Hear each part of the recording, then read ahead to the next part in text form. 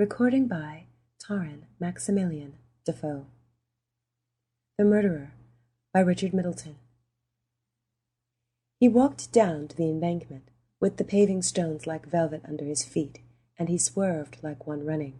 Yet still, though he meant to end his life in a few minutes, he avoided the traffic with great care, so that paternal policemen judged him newly from the country.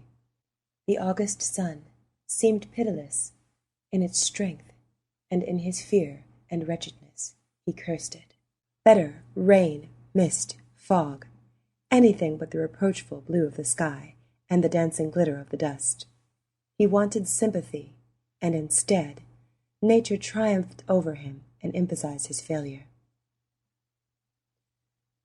The river was a sparkling tumult of gems, where he had pictured a secret immutable surface which should flow darkly over him and his wrongs. In place of a great unspeaking God, he found a crowd of dancing, laughing children. Where should he seek peace and forgetfulness? He leaned on the parapet and groaned. A train thundered by over Hungerford Bridge as if in answer. Of course! That was the way. Safer, quicker. He took a ticket at Charing Cross Station and passed to the end of the platform with a strange numbness in his mind and body, as if he were already dead. Yet he walked to the extreme end because there was no one there to interfere. Presently the train appeared, making its way slowly across the bridge, and he leapt off the platform and laid his head on the rail. It blistered his cheek because the sun had made it so hot. Then the earth heaved itself up and thrust and tore him between the wheels of the carriages. When the train had passed, he rose to his feet unsteadily, and stared stupidly at the mangled body lying at his feet. There was a shrill singing in his ears, which was shortly interrupted by the sound of human voices, and he felt his arms caught roughly and imprisoned.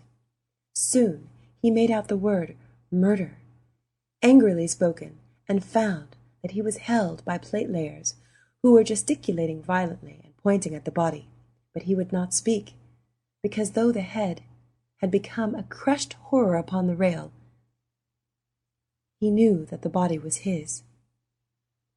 Dimly, he was aware that porters and policemen were crowding from the station, and that they were lifting the body very tenderly from the rails.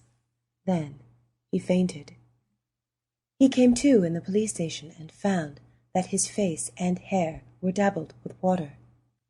Presently, he was formally charged and warned not to say anything incriminating.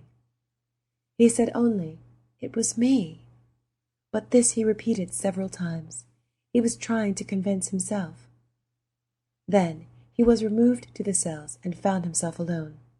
He lay down and slept deeply, and the sun had set and risen before he awoke. At his trial, and after conviction, he did not speak. He seemed too dazed, but as they led him away, he broke his silence. "Can a man die twice?" he inquired reflectively. "Can a man die twice?" There is no more to chronicle. They were his last recorded words.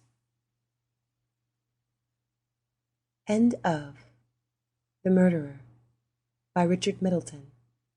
Recorded by Taryn Maximilian Defoe in Los Angeles, California, September 30th, 2010.